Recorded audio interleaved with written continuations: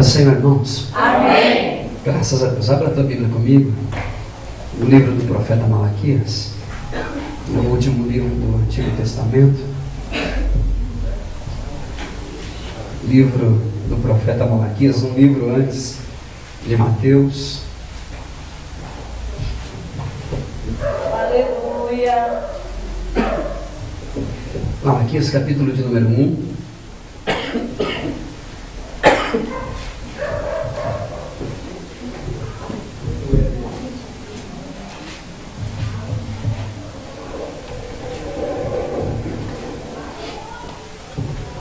Capítulo de número 1 diz assim. Nós vamos ler um pouco sorteado, irmão. Acompanhe comigo. Capítulo 1, versículo 1 diz assim: peso da palavra do Senhor contra Israel. Só até aqui. Versículo 4: ainda que Edom diga, empobrecidos somos, porém tornaremos a edificar os lugares desertos, assim diz o Senhor dos Exércitos.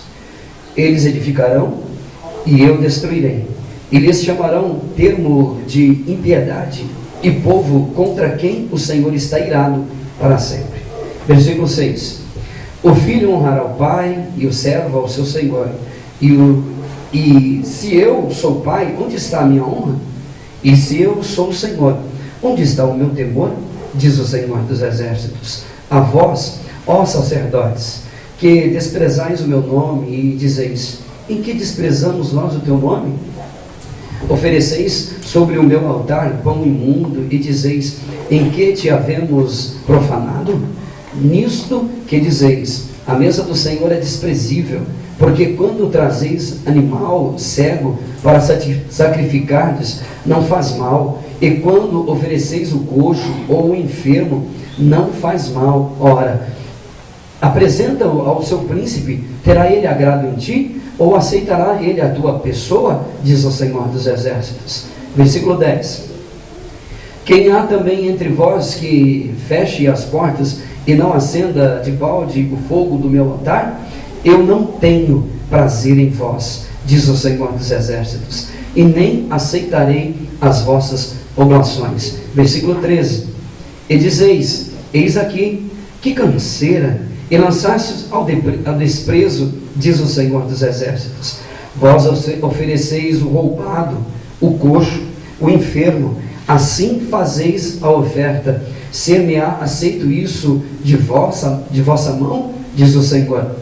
Capítulo 2, versículo 2: se eu não ouvirdes, e se não propuserdes no vosso coração dar honra ao meu nome, diz o Senhor dos Exércitos, enviarei maldição contra vós, e vos amaldiçoarei as vossas bênçãos, e já as tenho amaldiçoado, porque vós não pondes isso no coração.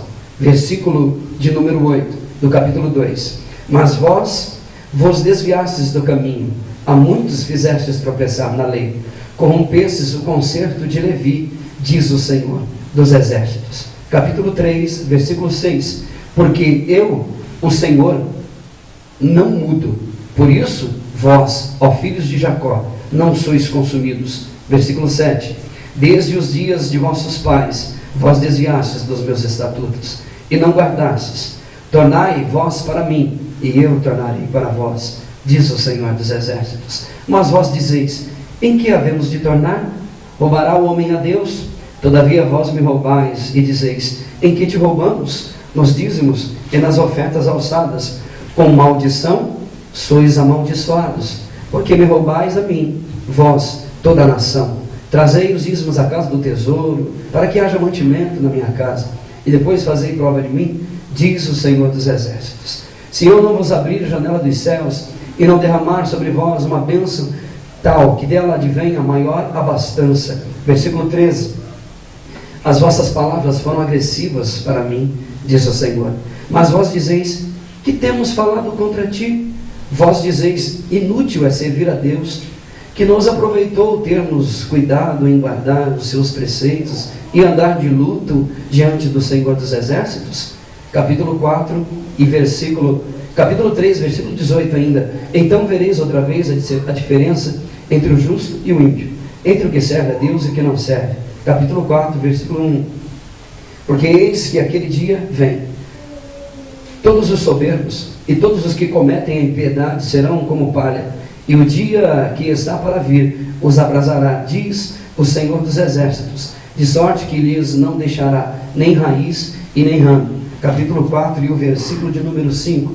Eis que eu vos envio o profeta Elias, antes que venha o dia grande e terrível do Senhor, e converterá o coração dos pais aos filhos, e o coração dos filhos aos pais, para que eu não venha e fira a terra com maldição. Pode se sentar.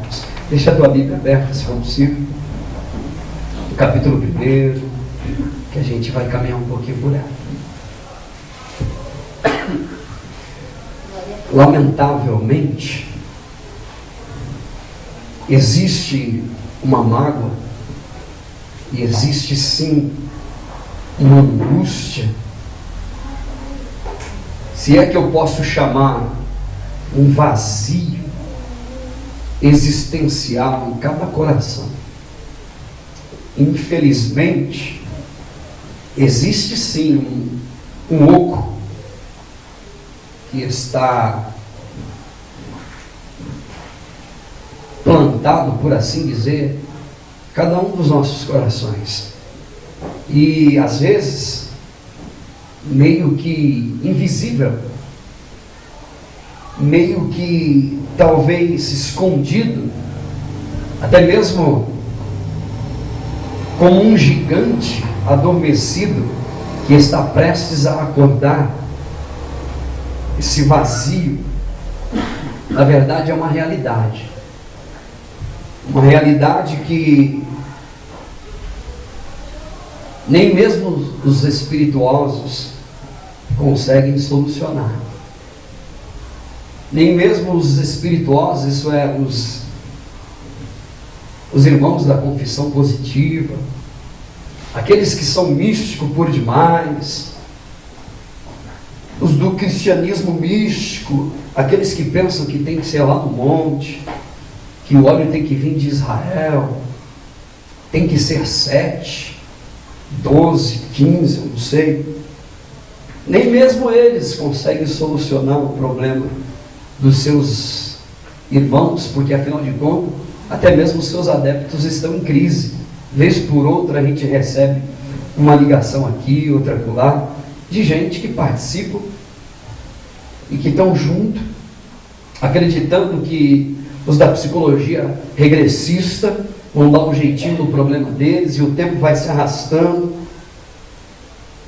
E a grande verdade é que é muito difícil para a gente. Como é difícil.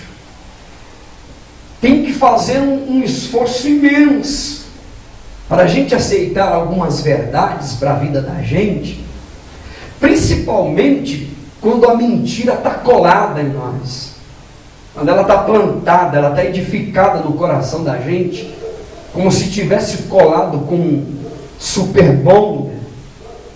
E às vezes quando a gente ouve a mensagem ou uma verdade à primeira vista, é difícil de aceitar, e é mesmo, verdade. Eu aprendi lá atrás, assim, eu vi, o pastor me explicou, a minha mãe falou para mim, e a bem da verdade é que nós não queremos aceitar a realidade como ela é de verdade. De fato, o que está acontecendo com a gente é que a gente quer aceitar aquilo que um dia nós já aceitamos como verdade. E aí, eu preciso de dizer que nós passaremos. Sim, nós passaremos e em breve iremos embora daqui. Como um conto ligeiro, diz a Bíblia, como o vapor ao redor do bule, diz a Bíblia Sagrada, sairemos daqui e a esmagadora realidade nos encerrará debaixo da plataforma da vida. E aí sim eu quero ver. Aí sim, todos os soberbos, diz a Bíblia, acabamos de ler, todos os soberbos, todos os cobiçosos, os orgulhosos, os avarentos, todos que que caminham por este chão permeado por lágrimas de mães que choram aborto, permeado e marcado por lágrimas de um pai que chora a perda de um filho, marcado por lágrimas de mães, de esposas que choram a ida, a perda do marido que foi embora de casa. Esse chão marcado por lágrimas e sangue de homens e mulheres que choram as dores dos seus que estão na UTI, pessoas que sequer conseguem dormir um segundo sequer à noite por causa do filho que está doente, por causa da esposa que está internada ou dentro de uma cadeia, filhos que morrem, o sepultamento prematuro dos seus pais, a separação da família que é latente na sociedade, que a gente está presenciando isso todo dia, idosos que estão sendo abandonados nas casas de velhinhos, que é chamado de o lar dos velhinhos, mendigos que estão nas ruas debaixo da ponte, aqueles que são vítimas do HIV, pessoas que são vítimas de lepra, estão abandonados dentro dos leprosários, famílias inteiras que estão sendo abandonadas debaixo das pontes, jogado, crianças pedindo no meio da rua, nos faróis, chamando de tio, dá uma moeda aí, pessoas que estão vivendo ao redor de uma sociedade que dá com os ombros para uma realidade e que, a despeito de serem como são e de estarem como estão, nunca perderam a sua fé e a sua esperança naquele forasteiro galileu, simples homem que atravessou as estradas empoeiradas da Galileia e que plantou uma semente no coração de alguns simples pescadores, semente esta que cresceu, que floresceu, que amadureceu e que produziu fruto, mesmo que em meio a tantas lágrimas e a tanto derramamento de sangue. É lamentável o que estão fazendo com a igreja, é lamentável o que está acontecendo. Existe um oco, um vazio existencial, e que só existe um antídoto para reverter essa situação. A igreja evangélica brasileira precisa de se voltar para a cruz, porque a resposta para esse vazio está na cruz de Cristo. Na cruz, isto é, no que representa o sacrifício, o sangue derramado na cruz do Calvário. A resposta não está na confissão positiva, a resposta não está na prosperidade e na pregação da ganância, do desejo de querer mais e mais, insaciável por querer conquistar mais e mais. O texto que nós acabamos de ler, o profeta Malaquias, ele está pregando e ele escreve direcionado a uma geração rebelde e desobediente. Essa geração aqui é uma geração de gente rebelde, está aqui no texto, ingratos por tudo aquilo que Deus já havia feito para eles, um povo ingrato. E é a partir dessa ingratidão e dessa rebeldia que surge o grande desafio de Malaquias 3:10, tanto dito em cima dos púlpitos das igrejas. É a partir da ingratidão e da rebeldia que surge esse desafio de Malaquias 3:10. Essa geração é uma geração que está zombando de Deus. É uma geração que pouco ora e muito peca. Parece ou não parece com a geração de hoje, dos dias atuais? É uma geração que muito peca e pouco ora. Primeira carta aos Coríntios, capítulo de número 10, versículo de número 9, a Bíblia diz assim, guarda isso, irmão, em nome de Jesus. Capítulo 10, versículo 9, diz assim, não ponhamos Deus à prova. Não faça um teste com Deus. Não faça isso, porque quem fez morreu pelas serpentes do deserto, e tantos outros que faleceram. Pôr à prova significa desafiar, significa testar, fazer um teste. Palavras de Jesus, Mateus capítulo 4, versículo de número 7. Também está escrito: não tentarás o Senhor teu Deus, não farás prova com Deus. É o mesmo termo, muda o termo, mas o significado é o mesmo. Não provarás o Senhor teu Deus, porque o Senhor já tem dado prova de sobra para vocês, que Ele é Senhor e que Ele é poderoso para fazer. Não testarás o Senhor. Tentar ou provar a Deus é pôr em dúvida o caráter de Deus. Testar para ver se realmente Deus vai fazer, pôr à prova a Deus, é pôr em dúvida a integridade do Senhor. Como é difícil ouvir alguma coisa que a gente não está acostumado a ouvir. Testar a Deus é testar o caráter de Deus, é provar ao Senhor, é testar a sua fidelidade. E há uma geração rebelde e ingrata. Deus diz: faz prova, que eu vou mostrar para vocês. Essa geração, acompanhe comigo, não fecha a tua Bíblia não.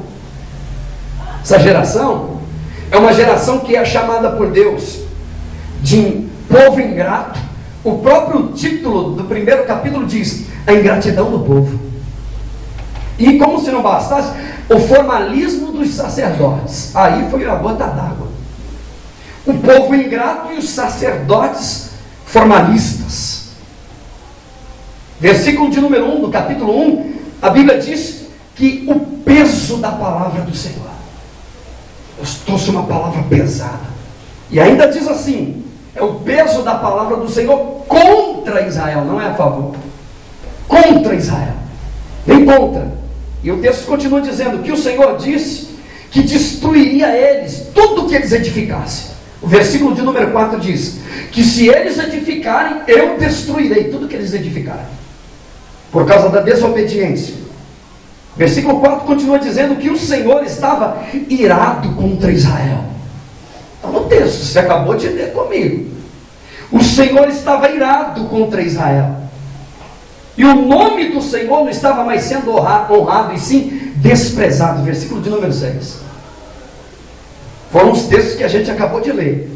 E eles estavam oferecendo a Deus pão imundo, cordeiro cego, manco aleijado e até animal que foi roubado do outro. Eles roubavam e iam lá e ofereciam para Deus. E eles chegavam diante de Deus cansados de servir a Deus, com o cordeiro nas costas, e jogavam assim: toma, Senhor, tá aí, vai. Não aguento mais esse sacrifício. Servir a Deus é cansado. Não aguento mais essa vida. Pega aí, vai. E Deus estava chateado com eles. Eles estavam roubando e oferecendo a Deus cordeiro cego, sem olho, sem perna, sem rabo, sem nada. E disse Deus: eu não tenho mais prazer em vocês. Isso aqui é uma geração que Deus não tem mais graça, perdeu o prazer neles. Versículo 7 e 8, pode ler. Por isso que é bom você não fechar a tua Bíblia, para depois você não sair falando: pastor falou heresia, pastor é um herege agora. Veja no texto se eu estou com heresia. Deus está irado com o povo. Deus chega a dizer no versículo 10 e 13: eu não tenho mais prazer em vocês, porque o que vocês estão ofertando para mim está podre, pão imundo. E ainda Deus diz: eu amaldiçoarei as vossas bênçãos. Até quando vocês conquistar, eu vou destruir. E o Senhor chama eles de desviados, traidores, desviados. Está no versículo de número, capítulo 2, versículo 8. Desviados da casa de Israel. Porém, o Senhor os lembra que haverá o dia da prestação de contas, que está no capítulo de número 4, e versículo de número 1, que diz assim: porque eis que aquele dia vem, e ardendo como um forno, todos os soberbos e todos os que cometem impiedade serão como como palha, e o dia do Senhor que está para vir os abrasará, diz o Senhor dos exércitos, de sorte que não deixará nem raiz e nem ramo.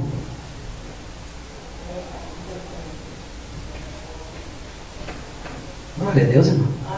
Amém. Dá para dar uma glória a Deus, né? Glória a Deus. Primeiro lugar que eu quero dizer aqui. Primeiríssimo lugar. Isso daqui, irmão, é remédio para o teu umbigo e é medula para os seus ossos. Viu? Isso daqui leva você à salvação. De que adianta o homem ganhar o mundo inteiro, irmão, e perder a sua alma. Primeiríssimo lugar, eu quero dizer uma coisa aqui para você, guarda isso no teu coração. A tua fé, ela só pode ser aprovada ou testada, a tua fé, a tua fidelidade, só pode ser provada quando confrontada com as adversidades da vida. A tua fidelidade para com Deus só pode ser provada, testada e depois aprovada quando confrontada com as lutas e com as adversidades da vida. Eu não posso, de maneira nenhuma, pedir a Deus que te livre de toda e qualquer tipo de situação constrangedora. Eu não posso. Eu não posso pedir a Deus que te livre de todo o perigo, de todas as adversidades, de tudo que é ruim nesse mundo. Eu não posso, de maneira nenhuma. Sabe por quê? Primeiro porque Deus não responderia a essa oração de jeito nenhum. Toda a tribulação, toda a adversidade, toda a dificuldade, primeiríssimo lugar, Deus nunca responderia essa oração, seja o homem mais santo que for. Primeiro, ele não responderia. Segundo, se eu pedisse isso para Deus, se eu fizesse isso, eu estaria pedindo para Deus que te livre de uma realidade. Terceiro lugar, se eu pedisse algo dessa natureza para Deus, eu pediria para Deus que te livrasse e tivesse te impedindo de ser quem você é de verdade. Nas lutas, nas adversidades e nas crises é que você realmente demonstra quem você é. Na hora do desemprego, da fome, da dificuldade, a tua fidelidade, aí sim, é nessa hora que você mostra e aflora de dentro de você quem realmente você é. Na hora da briga, da dificuldade. Se eu estivesse pedindo isso para Deus, eu estaria pedindo a Deus que te roube de uma oportunidade que você está tendo de provar, acima de tudo, para você mesmo, que você agora é uma pessoa melhor. Se eu pedisse para Deus que te livrasse de toda e qualquer tipo de adversidade, eu estaria pedindo para Deus que te roube de ser quem você é, de uma realidade que não adianta, você vai viver ela, de provar acima de tudo para você que você agora é uma pessoa melhor. E é por isso que todos os homens que manifestaram o poder de Deus na Bíblia Sagrada, tiveram que viver em fraqueza. Você se lembra de Paulo? Para que eu não me exaltasse pelas excelências das revelações que foi me dado, pelo poder que Deus me dá, foi me dado juntamente com isso um espinho na minha carne. E na minha fraqueza, Paulo se sentia fraco com respeito a esse assunto, por causa desse suposto espinho na carne, a saber, um mensageiro de Satanás que ninguém sabe o que é. Não adianta ficar vasculhando demais. Poder de Deus sem fraqueza gera orgulho na alma. Poder de Deus sem fraqueza gera demônios no teu ser. Poder de Deus sem fraqueza, até discípulo se torna traidor. Poder de Deus sem fraqueza, até querubim da guarda se transforma em acusador dos irmãos. Junto com o poder tem fraqueza. Eu não posso pedir a Deus, preste atenção, somente depois, olha isso, irmão, somente depois de uma prova aguçada, de um teste bem aguçado, é que Deus chega para Abraão e diz: agora eu sei que você teme a Deus. Agora, somente depois de um teste bem aguçado. E que teste? É que Deus diz para ele: agora sim, Abraão, agora eu sei que você teme a Deus. Agora eu sei que teme a Deus. E eu não posso pedir a Deus que resolva todos os teus problemas. Não posso. Sabe por quê? Porque todo ser humano foi criado com o direito de ser provado. Você se lembra de Adão e Eva, lá no jardim? Deus disse para Adão: de toda a árvore do jardim você comerá, porém, existe uma árvore no meio do jardim, nessa você não toca. De toda a árvore do jardim você comerá, essa você não come, nem toca nela, disse Deus. Não é para comer, muito menos, nem tocar, muito menos comer. Nem passa longe dela. Isso era um teste, isso era uma prova. Até porque se Deus fizer isso comigo, me livrar de todos os problemas, Ele estaria tirando de mim a oportunidade de eu crescer. E tirar de mim a oportunidade de crescimento é fazer de mim um eterno infantilizado, uma eterna criança. Papai, mamãe, eu vou morrer. Papai. O infantilizado é como criança, irmão.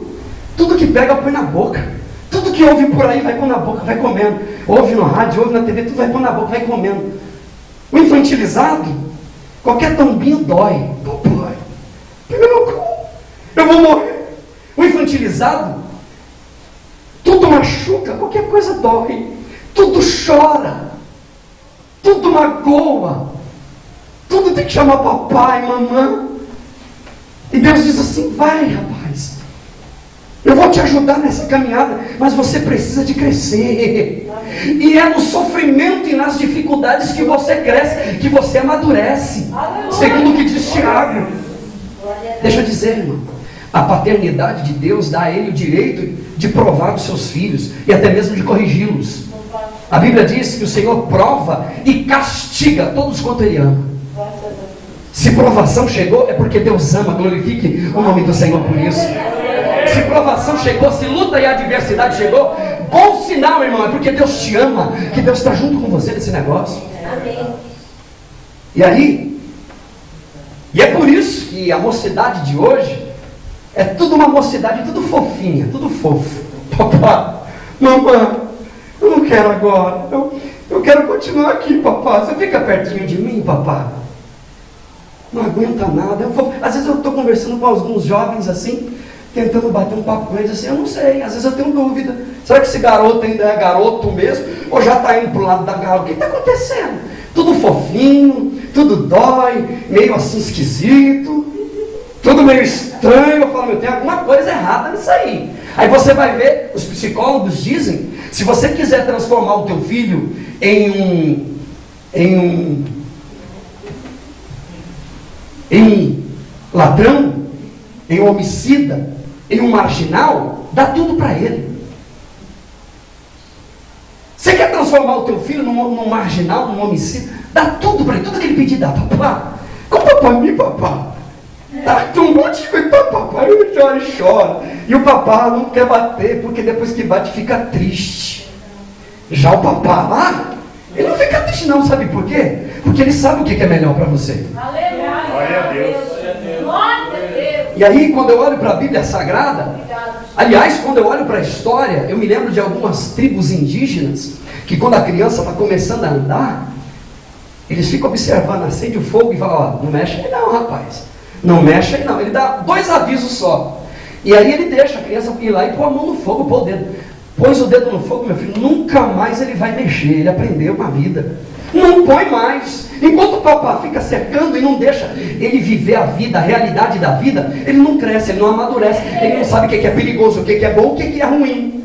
É a história do pai, do garoto que pede para o pai e diz assim, pai, a partir de hoje eu quero ter o meu dinheiro. O pai, é mesmo? E aí? Me dá um trabalho para mim, eu quero fazer alguma coisa para me ganhar dinheiro. Eu quero ter o meu dinheiro próprio, não quero ficar dependendo. Garotinho de 10 anos, 12 anos, aí O pai, tá bom, então amanhã você levanta cedo, 6 horas da manhã, vai cortar a lenha, pega o machado, o martelo, os pregos, faz uma cerca ao redor da fazenda, tudinho. Tá bom, papai. E aí foi. Aí o menino está lá, primeiro dia, corta madeira, estica o arame farpado e começa a cortar a mão. E ele olha assim, o pai dele está lá na fazenda, tranquilo, e olhando assim, meio de rabo de olho, para ver se o menino está trabalhando. Segundo dia, daqui a pouco a mão do menino está tudo calejado, tudo cortado, cheio de sangue, e o menino está lá na cerca, amarrando o arame, furando a mão, rasgando a mão, e olha para o pai, papai não vai me ajudar, ele não está vendo como é que está minha mão? Ele não está vendo que eu estou me machucando, não fala nada. Papai não gosta. O que está acontecendo? O pai não vem me ajudar. E o pai só de olho. E o menino está fazendo a cerca. Entra um dia, 2 dias, 3 dias. Daqui a pouco a mão do menino está inchada de tanto calo e de tanto corte. E na madrugada o menino vai dormir. Poxa, o pai nem me olhou, o pai nem me viu hoje. O pai não me ajudou, viu minha mão toda arrebentada. O menino deita, vai dormir. E quando ele pega no sono, o pai dele senta na beira da cama.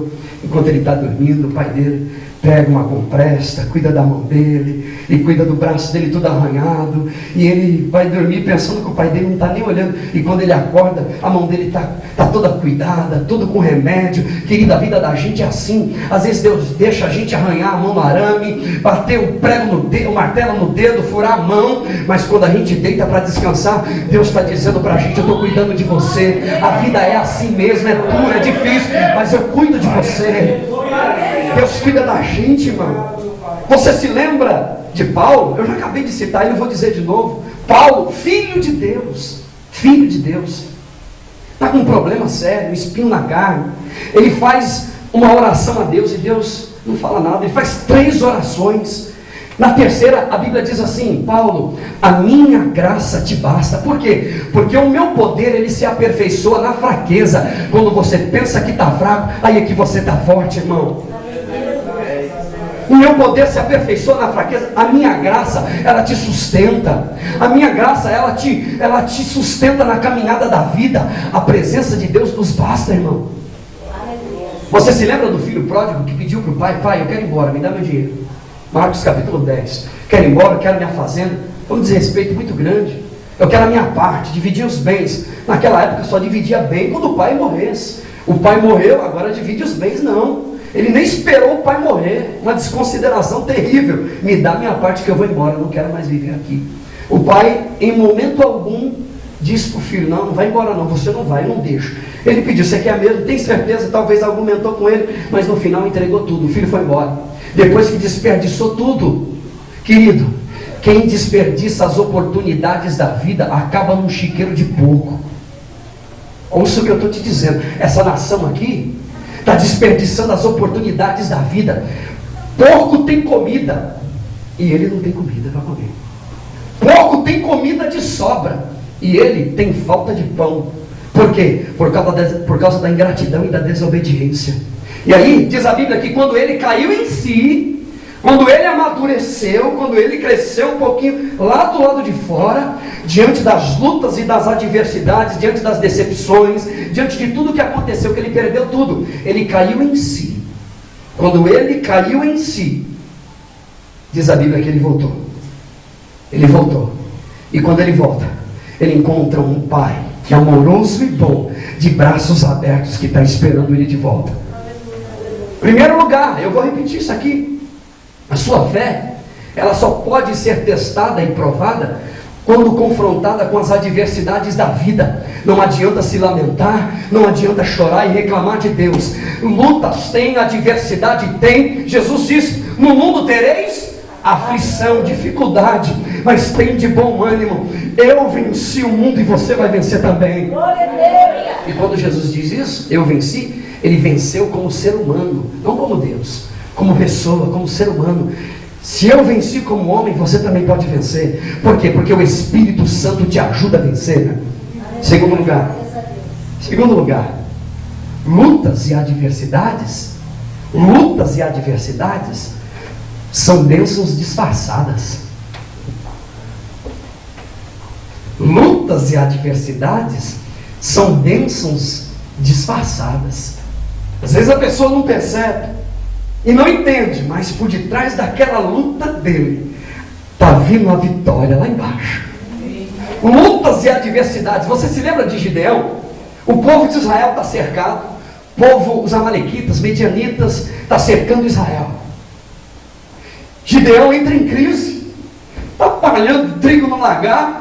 Chega um anjo e diz para ele: Gideão, varão valoroso, o Senhor é contigo. E olha a pergunta dele: ora, se o Senhor é comigo, por que tudo isso me sobreveio?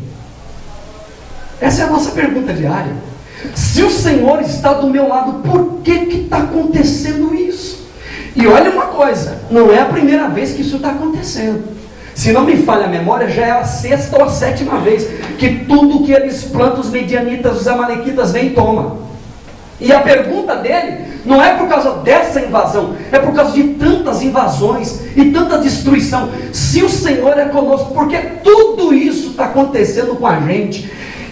O anjo nem responde, ele diz assim: o Senhor é contigo, varão valoroso. Para quem entende, um pingo é letra, meu irmão. É exatamente porque o Senhor é contigo é que isso está acontecendo na tua vida, meu irmão. Você acha que o diabo vai ficar olhando você caminhar com Deus e não vai tentar destruir com a tua vida? Você acha que o inimigo da tua alma vai continuar olhando a tua família inteira, a tua família junta, unida, e não vai fazer nada para destruir o teu trabalho, o teu serviço, a tua empresa, aquilo que você está vivendo lá, onde você vive? Ele não vai tentar destruir o que você tem, o que Deus te deu? Você acha que ele vai ficar parado? Gideão está estranhando. Ora, se Deus é conosco, por que está acontecendo isso? Que estranho!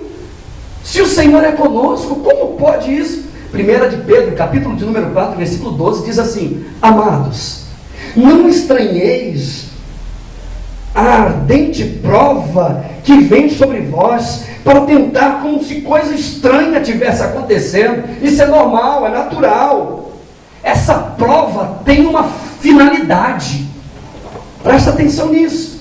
Esse teste, essa prova, essa luta tem uma finalidade, irmão. Que finalidade é essa, pastor? Finalidade uma, primeiro lugar, é formar em você, forjar em você o caráter, a imagem, a semelhança do nosso Senhor e Salvador Jesus Cristo. É para aperfeiçoar em você, forjar em você quem Jesus é, fazer de você uma pessoa melhor. Você não está entendendo hoje, mas amanhã você vai entender. Hoje você está perguntando: como pode, Senhor? Bênçãos disfarçadas, não é possível. A finalidade nada mais é do que fazer de nós pessoas crescidas e amadurecidas. Senão a gente vai ficar o tempo inteiro dizendo: papá, mamãe, ô papá, criança está aprendendo a andar, o pai vai segurando, e vai segurando. 6 meses, não sei, 7, 1 ano, daqui a pouco ele solta, a mãe segura do outro lado, foi, daqui a pouco, chega. Vai, meu filho, caminha sozinho, eu vou te ajudar. Dia a dia eu estou aqui, papai está pertinho, tá bom? Mas vai, caminha. E nessa caminhada, ele continua guardando a gente, protegendo a gente. Mas quem caminha é você. Quem anda é você. Você se lembra da resposta que Sadraque, Mesaque e Abednego disse para Nabucodonosor? Nabucodonosor convocou o povo, fez uma estátua gigantesca e disse: vocês vão adorar agora a minha estátua, o meu nome. Pode tocar a harpa, pode trocar os tambores, pode trocar os instrumentos todos, e eu não quero ver ninguém de pé, quero todo mundo de joelho, adorando a minha imagem, meu nome. Sadraque, Mesaque e Abednego não se dobra. A notícia vai para Nabucodonosor. Nabucodonosor, rei da Babilônia. Tem 3 camaradas aí que são ousados. O povo tudo se dobrou, os 3 estão de pé. Opa, peraí, que negócio é esse? Eu quero ir lá ver. Chegou lá, os 3 sujeitos de pé. E aí, peraí, eu não acredito. Eu ouvi falar que tem vocês não querem se dobrar. Peraí, eu vou dar mais uma chance para vocês. Vamos tocar a harpa, vamos trocar os tambores, vamos tocar tudo de novo. E eu quero ver se vocês vão se dobrar ou não. Sadraque, Mesaque e Abednego, com a mesma voz, uma só voz, diz assim: olha, nós nem vamos responder essa questão para você. O povo tudo se dobrou, mas a gente não vai se dobrar não. Meu irmão, não se dobre diante das lutas e das adversidades da vida. O Deus que te chamou, Ele te garante, meu irmão. O Deus que te convidou para andar na presença dEle é o mesmo Deus que te garante e te sustenta. Não vou nem responder esse negócio. Nem compete a nós responder, porque o nosso Deus, se Ele quiser, Ele não é obrigado a nos livrar. Se Ele quiser, Ele nos livra. Se Ele não quiser, a gente vai para a fornalha com muito prazer, mas a gente não se dobra. Meu irmão, aprenda isso na tua vida. Aconteça o que acontecer, não se dobre, não abra mão, não joga fora a oportunidade da vida que Deus está te dando. Sabe por quê? Porque a oportunidade é hoje, é já. É já, irmão. Se Ele quiser, Ele nos livra. Se Ele não quiser, a gente vai para a fornalha, não tem problema. E tem uma coisa, se Ele quiser, Ele nos livra da fornalha e da tua mão. Isso é, nos livra de morrer queimado, ainda nos tira de dentro destes muros, e o nome do Senhor será glorificado. Aí Nabucodonosor, aí é que ele fica enfurecido, manda esquentar mais vezes a fornalha, manda esquentar, porque agora sim, agora eu quero ver se eles aguentam. Esquentou a fornalha, se não me falha a memória, 7 vezes, é isso? E aí os camaradas continuam de pé, deixa arder, como diz o ditado. Deixa esquentar, porque a gente não vai se dobrar. E você se lembra em que refletiu a postura desses homens? Você se lembra em que refletiu a postura desses homens? Toda a nação de Israel se voltou para Deus. Toda a nação de Israel adorou a Deus. O nome do Senhor foi louvado. O nome do Senhor foi adorado. O nome do Senhor foi glorificado, meu irmão. Não se dobre, porque através de você, muita gente, há possibilidade de que muita gente se dobre diante do Deus de Israel. Não se dobre, meu irmão. Toda a nação. O nome do Senhor foi honrado, o nome do Senhor foi adorado. A Bíblia diz no Salmo de número 40, versículo de número 17: eu sou pobre, sou necessitado, mas o Senhor, Ele cuida de mim. Sou pobre, necessitado, mas Deus cuida de mim. Hoje você não entende, amanhã você vai entender. Lutas e adversidades são bênçãos camufladas. Espera só mais um pouquinho, que você vai ver, meu irmão, que Deus tem poder para mudar a tua vida. Deus tem poder para mudar a sua história, porque Ele é Deus, Ele continua o mesmo. Assim diz o Senhor aqui no texto que nós acabamos de ler: eu sou o Senhor e não mudo. Eu não mudo, diz o Senhor. Permita-me eu lhe repetir o que já foi repetido aqui algumas vezes. Não deixe o Senhor amando sozinho. Corresponda a esse amor. Irmãos, a igreja está precisando de gente que não se dobre. A igreja está precisando de gente que não se dobre diante das adversidades da luta. Sabe por quê? Você enxerga o aqui e agora. Deus está vendo o amanhã, e o que Deus tem reservado para você é grande, meu irmão. Eu me lembro de um pastor chamado Paulo Leivas Macaléu. Ele ouviu falar que um amigo dele, pastor, havia morrido. Homem produtivo no reino de Deus, não parava um dia, pregava a palavra, evangelizava, ia em busca das almas. Morreu. Ele foi lá no sepultamento, no dia do velório. Ele chegou lá e disse assim, pôs a mão na testa do pastor e olhou para cima e disse: Deus, aqui quem fala é o pastor Paulo Leivas Macaléu. Deus, manda esse homem de volta, a gente precisa dele. Irmão, o homem saiu, ressuscitou, o nome do Senhor foi glorificado. Irmão, Deus quer te usar, Deus pode fazer isso. Deus tem poder para isso, irmão. Aquele homem, quando voltou, o pastor, quando voltou, ele disse assim: por que você fez isso? Não era para você ter feito isso. Quando você falou, a tua voz no céu ecoou como um trovão. Eu ouvi a tua voz, não era para você ter falado. Como um trovão, e Deus mandou eu descer. E quando eu falei não quero, quando eu vi, eu já estava aqui embaixo. Por que você fez isso?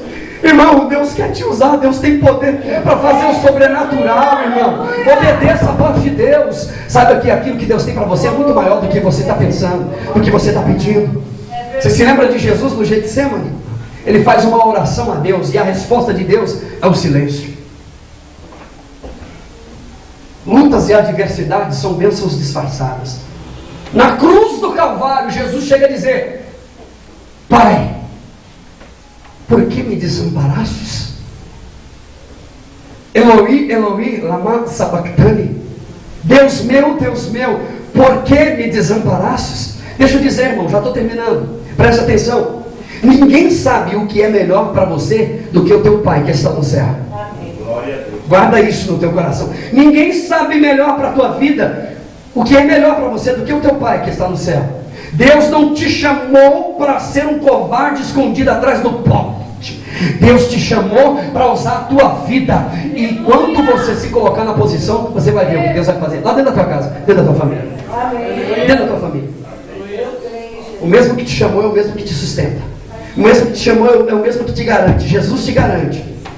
Ainda que com dores de parto, o Senhor te tornará pela tua mão e te mostrará que os teus caminhos são inferiores aos caminhos de Deus. O Senhor te tomará pela tua mão e vai mostrar para você que os caminhos dele são melhores do que os teus caminhos. As escolhas dele para você é melhor do que as suas escolhas. A Bíblia diz em Isaías 55, versículo número 8: os teus caminhos não são os meus caminhos, os teus pensamentos não são os meus pensamentos. Assim como o céu está distante da terra, assim são os meus pensamentos mais altos que os vossos pensamentos, e os meus caminhos muito mais altos que os vossos caminhos. Assim como desce a chuva do céu e para lá não torna, mas antes rega a terra e faz produzir e dá pão para aquele que semeia, pão e alimento para aquele que come, assim será a minha palavra, ela não voltará para mim vazia. Querido, Deus vela sobre a tua palavra, e o que Deus está dizendo aqui nessa noite, Ele vai fazer cumprir na tua vida, se você obedecer à voz de Deus. O que Deus tem para a tua vida. A Bíblia diz, a Bíblia Sagrada diz, Romanos capítulo de número 9, e versículo de número 20 diz assim: quem és tu que a Deus questiona e replicas? Porventura pode dizer a coisa, olha o texto, irmão, pode dizer a coisa formada ao que formou, o que você está fazendo comigo? Olha isso. Por que você está perguntando e replicando e discutindo com Deus? A coisa formada está perguntando para Deus: o que você está fazendo? Por que me fizestes assim? Porventura não tem o oleiro o direito de fazer com o barro que ele quer e bem entende? E eu termino. Número 3. A grande maioria, não todas, mas a grande maioria das nossas desilusões são consequências das nossas decisões e das nossas indecisões. A grande maioria das nossas desilusões são consequências das nossas escolhas, das nossas decisões e das nossas indecisões. Queridos, presta atenção, nós estamos vivendo no tempo da graça, é verdade, mas nem todos estão debaixo da graça. Nem todos. Estamos vivendo debaixo da graça, mas nem todos estão debaixo da graça. Sabe por quê? Por causa da desobediência. Por causa da desobediência e por causa da ingratidão. Por causa de estarmos testando a Deus. A Bíblia diz: com maldição sois amaldiçoados. Assim está escrito. Paulo chega a dizer que se nós tentarmos nos justificar pela lei, nós caímos da graça. Da graça tendes caído. O que isso me ensina? Que há possibilidade sim, de uma maneira ou de outra, de alguém cair da graça. Há possibilidade sim. Você se lembra das duas irmãs da sanguessuga, que a Bíblia fala? Você lembra do nome delas? Dá. Parece com a gente ou não? Dá. Irmãos, deixa eu te dizer uma coisa. Para o bem da tua alma, preste bem atenção. Para o bem da tua alma, se faz necessário você conhecer, sem realizar tudo aquilo que você conheceu. Para o bem da tua alma, se faz necessário você conhecer, sem realizar tudo aquilo que você conhece. Para o bem da tua alma. O Salmo de número 13, versículo de número 5 diz assim: eu confio na tua fidelidade, na tua benignidade, na tua salvação, o meu amor e o meu coração se alegrará. Veja bem, a Bíblia diz, escute isso: eu não quero terminar os meus dias como um covarde ou um displicente, por isso eu não posso levar isso aqui para casa. Preste atenção, cada palavra que você disser, cada palavra que dissermos por Deus é levada a sério. Cada palavra que nós dizemos no nosso dia a dia, tudo é levado a sério por Deus. Será que Deus viu? Claro que viu.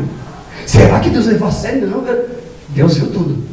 Deus levou a sério sim. Cada instante que você gasta diante de uma TV, não importa o que você esteja fazendo lá, diante da televisão, diante da internet, por Deus é levado a sério. Não importa o que seja, se bom ou ruim. E Deus pedirá conta naquele dia. Deus pedirá conta. Os talentos que estão sendo enterrados, as brigas e as contendas que você arruma, as fofocas que você vai alimentando o tempo inteiro e não para de jeito nenhum, os comentáriozinhos alheios, tudo, absolutamente tudo que você provocou, tudo, bom ou ruim, tudo, Deus pedirá conta naquele dia. Que Deus nos ajude, que Deus nos ajude. Certa feita fizeram uma pergunta, e essa pergunta uma vez fizeram para mim: pastor, se Jesus viesse amanhã, o que você faria? Nada. O que você faria se Jesus viesse amanhã? Nada, absolutamente nada. Continuaria a minha vida do jeito que eu estou. Absolutamente nada. Sabe por quê? Nós não estamos mais no tempo da ignorância. Nós estamos debaixo da graça, mas não no tempo da ignorância. Haja o que houver, irmão, deixa eu dizer isso aqui. Haja o que houver, disse o profeta Malaquias, a palavra do Senhor se cumprirá. Ainda que haja infidelidade, ainda que haja falta de gratidão no meio do povo, haja o que houver, a palavra do Senhor se cumprirá. A Bíblia diz, Mateus capítulo 24, versículo 35, diz assim a Bíblia: os céus e a terra passarão, mas as minhas palavras não hão de passar. Querido, entrega o governo da tua vida na mão do Senhor, entrega nas mãos dele. Ele sabe o que é melhor para você, e o teu coração se alegrará, o teu coração, a tua alma se regozijará, porque o Senhor tem grandes coisas para realizar na tua vida, e você pode ter certeza de uma coisa: o Senhor sabe o que é melhor para você. Não reclame, não murmure. A Bíblia diz que nós devemos fazer tudo sem murmuração nenhuma, sem reclamar de nada. Irmão, não reclame de nada, não fala nada. Deixa Deus agir na tua vida. Entregue o governo da tua vida nas mãos do Senhor.